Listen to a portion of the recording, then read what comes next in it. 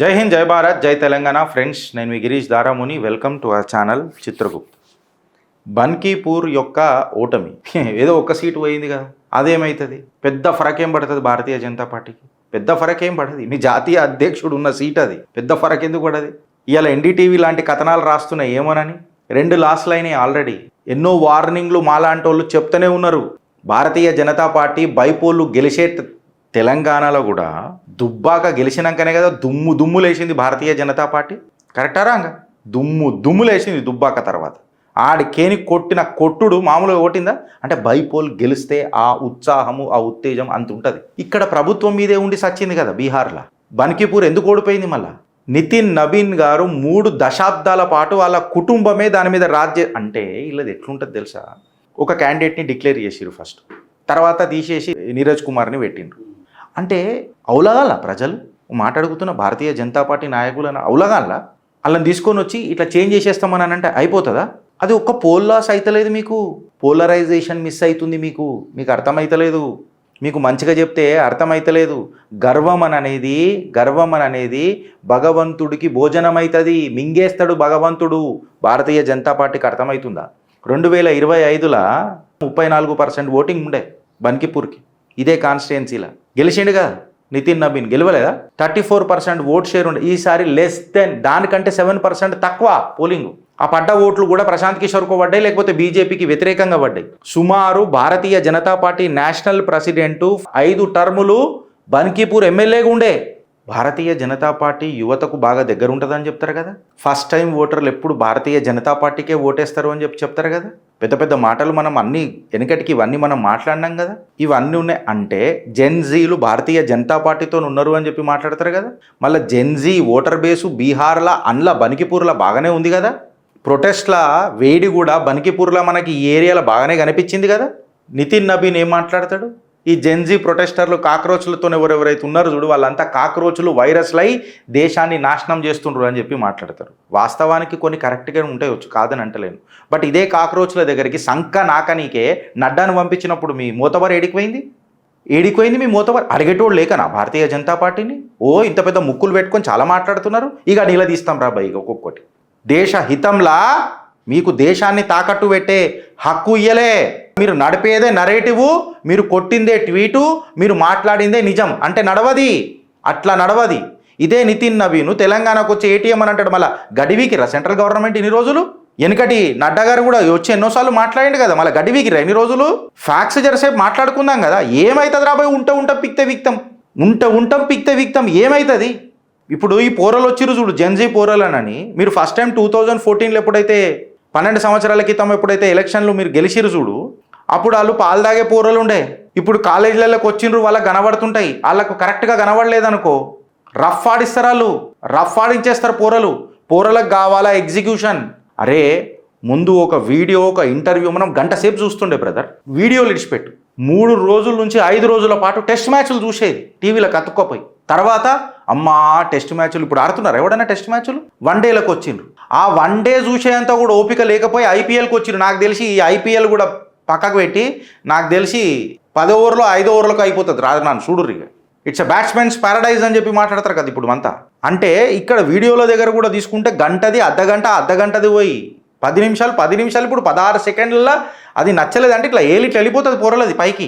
మీరు ఆ పోరల్ని కాక్రోచులు వైరస్లు ఓకే అన్నారు, మళ్ళీ సంకనాగా పోయిర్రా. ఇప్పుడు మాట్లాడడానికి పోయిరు కదా గిరీష్ అని చెప్పి మాట్లాడితే నువ్వు కాంప్రమైజ్ అయినావు అన్న ఒప్పుకున్నావు కదాలే, కేసులు తీసేస్తాం. ఆడేమన్నాడు సౌరవ్ గాడు, అభిజిత్ గాడు ఏమన్నాడు? ఇట్ ఈస్ ఎ సోవరిన్ ట్రూత్కి భంగం కల్పించిండ్రు, సోవరిన్ ప్రొటెస్ట్, ఇట్లాంటి డైలాగులు కొట్టిండు కదా. మీరు మాట ఇచ్చినాక వెనకకు తప్పిరు, కేసులు తీసేసుకుంటామని వీళ్ళు ఒప్పుకొని వచ్చారు కదా. చేసేది బద్దలు వెనకకు వరగొడుతున్నది, మంచిదే కాదని అంటలేదు. ఇక లాస్ట్కి రాగానే ఫ్రెండ్స్ అని అనగానే ఇక మనము మిత్రులు అని అనగానే ఈ డైలాగ్ చాలా పెద్దగా అయిపోయిందిరా నాయన. ఈ దేశంలో అందరం మనం ఇక ఫుల్ సపోర్ట్లు కొట్టాల్సిందే.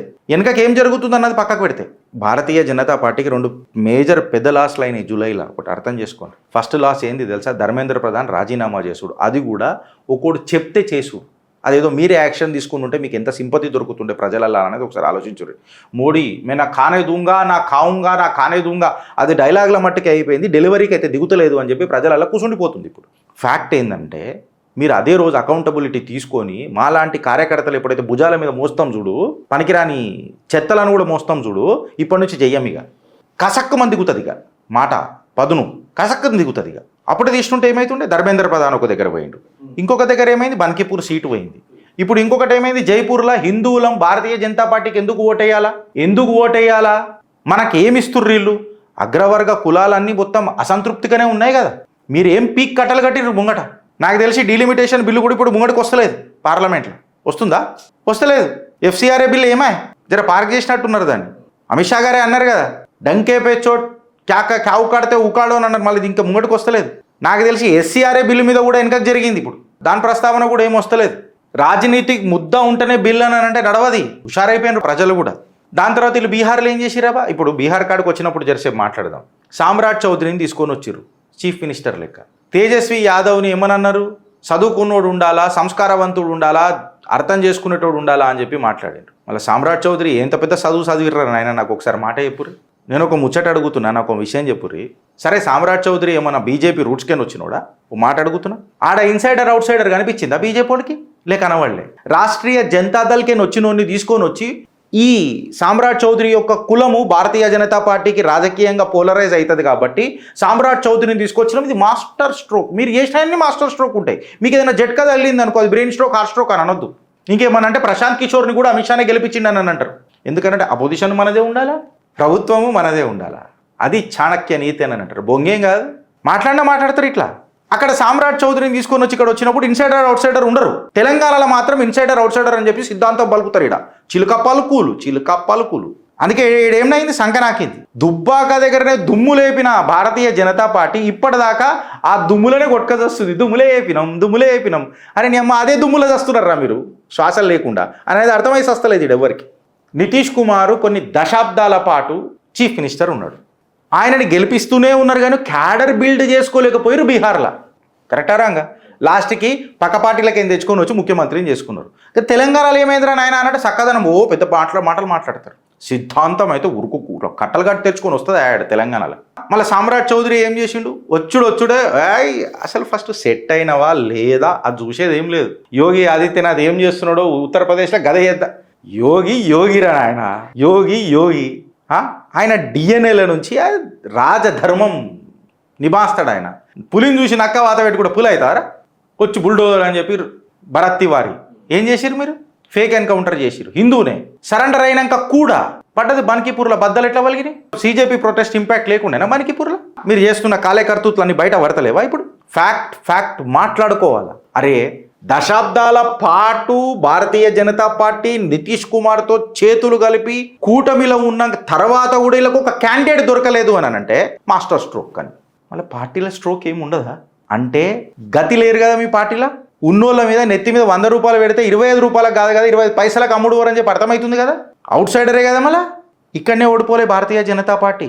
మధ్యప్రదేశ్లో కూడా దైతాల ఏమైంది, వెనకటికి ఆ సీట్ గెలిచిందే ఉండే కదా. ఏమైందో నాకు తెలియదు లాస్ట్ టైం. అక్కడ 3 సార్లు గెలిచిన వ్యక్తిని పక్కకు పెట్టేసి కొత్త టికెట్ ఇచ్చిర్రు కొత్తోనికి. పెద్ద నిరసనలు అయినాక మేము ఏం చేసినా అంటే పార్టీ ఒక 2 చేతులకు వెళ్ళిపోయింది అనుకో ప్రాబ్లం కాదా. ఇప్పుడు గదే అవుతున్నది. ఒక్కోళ్ళే నడిపిస్తాను అన్నారు అనుకోండి పార్టీని, ప్రాబ్లం అవుతుంది. ఆ ఒక్కోళ్ళే అన్నిటికీ ఆన్సర్ చెప్పాలా. క్రెడిట్ తీసుకున్నప్పుడు అకౌంటబిలిటీ కూడా మోడీకి ఏం సంబంధం అంటే బరాబర్ తీసుకోవాలా మోదీ. ఈ బీహార్ది ఉత్తరప్రదేశ్లో పడదా ఇంపాక్ట్? 240కి వచ్చిండ్రు, సిగ్గులేదా? గిట్లా చెప్పకనే మీరు గిట్లా తయారైనరు. తెలంగాణలో గవర్నమెంట్ వస్తుందట. అరే శంషావేటి గీక్తే షెటాక్ వెళ్తే షెటాక్ లేకపోయి మీకు ఇక్కడ తెలంగాణలో ప్రజల సమస్యల మీద ఒక పోరాటం లేకపోయి ఇక మేము వస్తాయి మళ్ళీ ఇక మాటలు. ప్రభుత్వాలు వచ్చేస్తాయట. ఎందుకు ప్రభుత్వాలు వచ్చుడు కాదు, ప్రభుత్వాలను కూలగొట్టి తెచ్చుకున్నాడు వేరే విషయం మీకు. అది ఇప్పుడు ఎలక్షన్లు గెలుస్తలేదు భారతీయ జనతా పార్టీ, ఎలక్షన్లు కొంటున్నదని అంటున్నారు అందరు. కైసానంటే ఓ పార్టీకు తోడో ఇస్మే లావ్ ఆర్ ఇస్తే మద్దతు లేదు, ఇది ఎలక్షన్ అంటారా? తెలంగాణలో కూడా ఇన్ని రోజుల నుంచి ఉన్నది కదా. ఇది పెద్ద బన్కీపూర్, తెలంగాణ పెద్ద బన్కీపూర్. ఒక జాతీయ అధ్యక్షుడు సీటు ఓడిపోవడం అని అంటే ఎంత సిగ్గుచేటది. ఆయన సొంత సీటునే గెలిపించుకోలేనోడు దేశం మొత్తంలో భారతీయ జనతా పార్టీ కాషాయమయం చేస్తాడంటే మనం మాట్లాడాలి. కాకరోచులని వైరస్లని తిట్టిండు. మళ్ళీ నడ్డా పోయి మాట్లాడుతున్నప్పుడు మనం తలకాయ పెట్టుకుంటాం, ఏ అడ్డాలో పెట్టుకుంటాం తలకాయ. ఎందుకు వేరే చర్చలకు చర్చల్లో గిరిచల్లో మీ అమ్మ చీర్ చింతపండు పెడతాం నా పోరలేదు అని అన్నారా? చేసిండ్రా?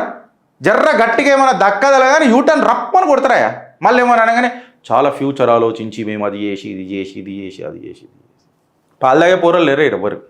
ఈడ కూడా అంతే బన్కీపూర్లో ఫస్ట్ అభిషేక్ బంటి అని ఎవరో ఉండే, ఆయనను చేంజ్ చేసి నీరజ్ కుమార్ సిన్హాని పెట్టిండ్రు. ఎందుకు చేంజ్ చేసిండ్రు అని అనేది చెప్పలేదు. ఈడ కూడా ఒక అధ్యక్షుని చేంజ్ చేసిరు తెలంగాణలో. ఎందుకు చేంజ్ చేసిరు కదా చెప్తే అయిపోతుంది కదా. ఇన్సైడ్ అవుట్ సైడ్ పంచాయతీలు అన్నీ పోతాయి. ఎందుకు చేంజ్ చేయాల్సి వచ్చింది, ఆయన కాలం ఇట్లా అయిపోతుంటేనే టక్కని చేంజ్ చేశారు కదా. ఎందుకు చేంజ్ చేసారో చెప్పు ఇకంతే. ప్రజలకు కూడా క్లారిటీ వచ్చేస్తుంది కదా. మార్క్స్ ఉంటోళ్ళకి కూడా అయితే ఓ ఒరుతున్నాం చూడు, మాకు కూడా క్లారిటీ వచ్చేస్తుంది కదా, మేము కూడా మాట్లాడాం కదా. It's not a loss. ఒక బైపోల్ ఓడిపోతే ఏంది గిరీష్ అని అంటే పోలరైజేషన్ మిస్ అవుతున్నది. ఇవాళ హిందూ భారతీయ జనతా పార్టీకి ఎందుకు ఓటేయాలా అని నినాదాలు జైపూర్లో నడుస్తున్నాయనంటే తలకాయ ఎడబెట్టుకుంటుంది భారతీయ జనతా పార్టీ అని అడుగుతున్నా. It's not a loss. Bharatiya Janata Party is going for a toss. ఇట్లా వేస్తురు చిత్తేష్ పత్తేష్ ఆడుతురు మిమ్మల్ని. అర్థమైందా? ఎలక్షన్లు గెలుస్తున్నాం కదా. శ్రీమాన్ శ్రీ శ్రీ శ్రీ అమిత్ మాల్వియాజీ గారు ట్వీట్ కొట్టిరా నిన్న. ఇట్లా ఏముందండి, ఇదొక్కటి సీటు ఇట్లా పోలరైజేషన్, అది సీటు ఓడిపోయారు బ్రదర్, సీటు ఓడిపోయారు. ఇంకోటి వీటి కొట్టిండు ఆయన. ఉదయానిధి స్టాలిన్ని యాక్షన్ తీసుకున్నాడు విజయ్. ఓయ్ మాకి కిరికిరి. మీ జిగర్ల దమ్ము లేదా?